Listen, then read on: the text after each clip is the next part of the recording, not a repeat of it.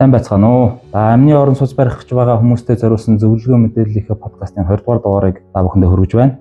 За өнөөдөр амны орон сууцны суурийн хийц болон суурийн онголтын талаар та бүхэндээ мэдээлэл өгөхөөр бэлэн болоод байна. За тэгэхээр суур гэдэг нь барилгын маань чаг хөрсөнд дамжуулж байгаа хамгийн чухал хийцийг хэлдэг.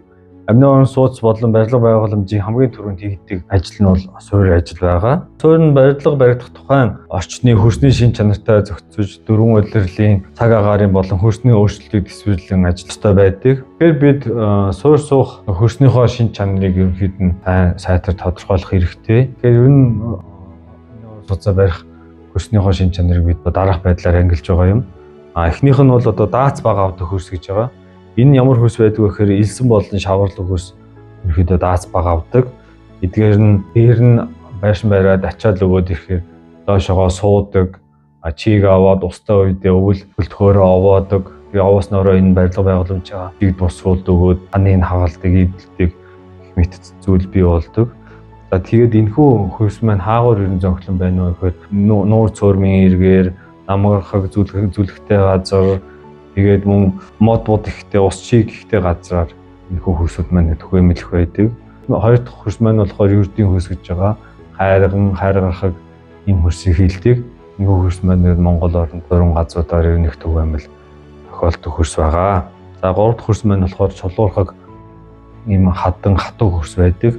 Энэхүү хөрс маань ер нь бол уул толгод, уулын ингэр бил газар тохиолддог ийм хатан хөрс байдаг. Хатархаг хөрс нь бол барилгад бол маш сайн суур ихэд тохиромжтой буур болж өгдөг гэсэн үг.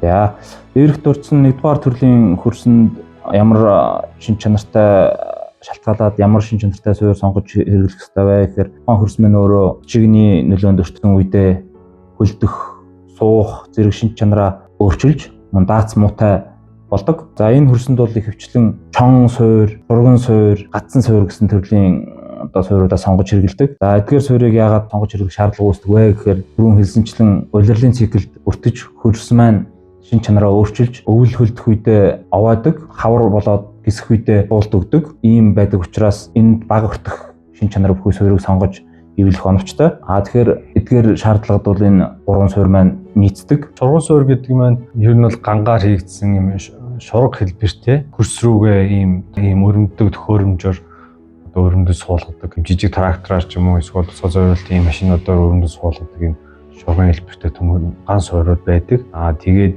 энэхүү суурьа бас том хад чулуудтай тэрнээсээ ийм шаварлаг бол илсэн хөрсөн дотор бас их жоохон тохиромж муутай байдаг. Дараагийн суурь маань бол шун суурь байгаа.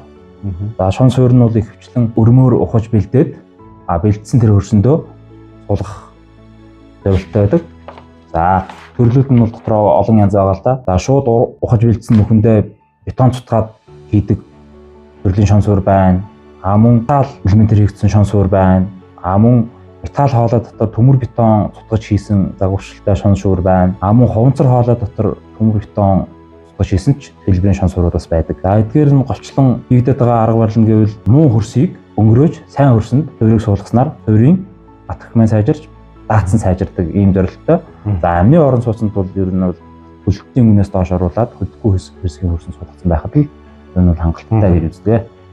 Зөв. Тэгэхээр газан суурь гэж байгаа. Газан суурь маань ерөнхийдөө бол газрын хөрс рүү одоо зоож оруулдаг ийм төрлийн суурьуудыг хэлж байгаа. Мөн хийц нь бол ган турба хоолой байж болж гин, төмөр бетон шон байж бас болж гин. Эсвэл бол мөн төмөр бетон голдоо металл зөрчтэй байж болж гин. Эсвэл ган хоолойн дотор төмөр бетон цутгасан хэлбэртэй байж болж гин. Дээрээс нь бас модон шургаагаар хийсэн ийм газан суурь бас байж болж байна. Бүгдээрингийн бид нэр одоо газраа хөрс рүү том хүнд жинтэй алхаар гадцлаж оруулдаг үг. Тийм учраас энийг газан суурь гэж хэлж байгаа юм. Газан суурь, шон суурь, шургаан суурь гэдэг эдгээр маань бүгдээрээ ийм дац муу хөрсийг одоо хөрсийг нэвтлээд аль болох хатуу хөрсөнд нэвтрүүлж одоо барилгахад ачааллыг дамжуулах зорилготойгоор хийж байгаа ийм суурьуд гэж хэлж болох юм аа. За эдгээр суурьуудыг хийгээд бэлэн болоод суурийн маань ажил дууслаа гэвэл эдгээр суурьудад ер нь бол аль болох дараах хэв шинжийн барилгуудыг бариул их тохиромжтой байдаг. За энэ эхлээд бол маш хөнгөн жинтэй байх хэрэгтэй. Нэг суурин дээр ирэх ачаалал бага байх хэрэгтэй. Хоёрдугаарт бол уян хатан материалаар хийгдсэн байвал их сайн аагаал гэмтэл бага ортно. Мөн тухайн материал нь уртын болон хавтгай хэлбэрийн хэлбэрийн материалууд байвал маш үр дүнтэй байдаг. Ийм материалуудыг сонгож хэрэглэх нь оновчтой. За тэгээд энэ төрөлд бол ерөнхийдөө бүх төрлийн модон хийцтэй барилгууд мөн хөнгөн төмөр араан бүхий барилгууд маш тохиромжтой байгаад байдаг. Тэгэхээр дараагийн маань хөрсний төрөл болохоор ердийн хөрс гэж байгаа. Дээрээс нь хатуу хөрс гэж байгаа тийм. Энэ хоёр маань ерөнхийдөө амны орон сууцнд бол за эдгээр хөрсөн дээр барихаар төлөвлөж байгаа бол ер нь дараах суурьуудыг сонгох нь ер нь зүгээр. Нэгдүгээр багнан суур байна. Энэхүү багнан суураа бид нэр угсармал төмөр бетон суур хийж болно. Эсвэл төмөр бетоноор бас хийж болно. Хоёр дахь нь болохоор ер нь түгээмэл хэрэглэгддэг одоо нөгөө даацын ханныхаа доор хийдэг шугамн суур маань байна. Тэгээ шугамн суурьаж гэсэн бид нэр төмөр бетоноор хийж болно. Эсвэл угсармал төмөр бетоноор хийж болох юм аа. Дараагийнх нь болохоор хавтан нийл суур гэж байдаг. Энэхүү хавтан суур маань бол ер нь барилгынхаа талбай хэмжээгээр нэлээд хүүдэн одоо хавтгаалжин хэлбэрээр төмөр бетоноор одоо цутгаж хийж байгаа юм суурийг хэлж байгаа юм аа. За энэ ердийн болон хатуу хөрстэй хэсгүүд дээр та бүхэн барилга байгууламж барихтаа суурьа төлөвлөхдөө ер нь бол эхлээд ямар төрлийн байшин барих гэж вэ гэдгээс хамаарат суурьа сонгуул их оновчтой болох байхаа. За нэгдүгээрт ер нь бол ихэвчлэн хэрэглэгддэг өргөх төтөөс буюу тоосго блокон хантай сууцууд байна. Ийм сууцуудад бол шугамн суурь болон хавтан суурьуд бас их тохиромжтой байдаг. Мөн төмөр бетон каркас болон өрн цутгамал зарим тохиолдолд угсармал хан бүхий сууцуудч байдаг. Энд бол ер нь багнан суурь, шугамн суурьуудыг сонгож хэрэглүүл их оновчтой байдаг. Дараагийн барилгын төрөл бол модон араантай болон төмөр араантай барилгууд байдаг. Эдгээр бол барилгууд маань өөрөө ямар ч төрлийн суурьтай зохицож хийх боломжтой байдаг болохоор ер нь суурийн тухайд бол гайгүй. Эдгээр суурьуд маань ер нь ихэвчлэн хөрс дээрээс ирж байгаа барилгын хоёрын дунд хийц хоёрын маш нийцэмжтэй байх зорилготой байдаг учраас залин сонгож хэрэглэж болно. За ерөнхийдөө ердийн хөрстэй газруудад манайх бол түгээмэл ихэвчлэн шугамн суурь сонгож ер нь хэрэглэж байгаа. Шугамн суурь нь өөрөө эдийн засгийн хувьд ч гэсэндээ маш ашигтай нүүр дүнтэй суурь байдаг. За тэгэхээр одоо бид суурьа хэлээ тий. Суурьийнхаа төрлийг сонгочлоо гэж бодъё тий. Тэгэхээр ямар ч төрлийн суурь хийсэн байлаа гэсэн бид нэр одоо байшин амны орон сууцаа барих газрынхаа өнгөн хөрсийг заавал авах хэрэгтэй байдаг. Өнгөн хөрс гэдэг маань одоо нэг ургамал ургадаг тий. Органик одоо органик бодисуудтай холилдсон ийм хөрс байдаг. Тэгээ энэхүү хөрснийхөө хөрсөө бид барилгынхаа суурь хэсгээс авахгүй бол энэ маань нөгөө ус чигний нөлөөгөөр шин чанараа өөрчлөөд сунтгаа болно хөдөлгөөнд оролдог эсвэл ойлголт өгнө байл эсвэл ургамал ургах гэдэг олон шинжилгээ үүсдэг учраас заавал энэ өнгөн хөрсийг бид заавал хуулж авч явах хэрэгтэй. Өнгөн хөрс маань ер нь бол 20-оос 50 см хооронд бор хөрс байдаг тий. За тэгээд хоёрдугаарт нь гадаргуугийн уснаас одоо суурьа хамгаалах хэрэгтэй. Гадаргуугийн ус маань суурь руу аль болох орохгүй байхаар одоо суурьа хийж өгөх хэрэгтэй гэсэн. Ус нэвчээд гадаргуугийн ус маань хөрсний доогуур суурийн доогуур нэвчээд мөн одоо суурийн доогуур хөрсний шин чанарыг өөрчлөөд бас л адилхан өвөл хөлдөөд оваадаг зун гисдэг ийм доошоо суудаг ийм асуудлыг бий болгох эрсдэлтэй байдаг юм аа. За тэгээд амны орон сууцны суурьнууд маань ер нь гүйхэн суудаг тий. Одоо шугамн суурьч бай, нийл хавтан суурьч, багнан суурьч ер нь гүйхэн суудаг учраас за ус чиг болоо дээрэс нь одоо дулааны хамгаалтыг сайн хийж өгөх хэрэгтэй. Суурьндаа дулаалгыг маш сайн хийж өгөх хэрэгтэй.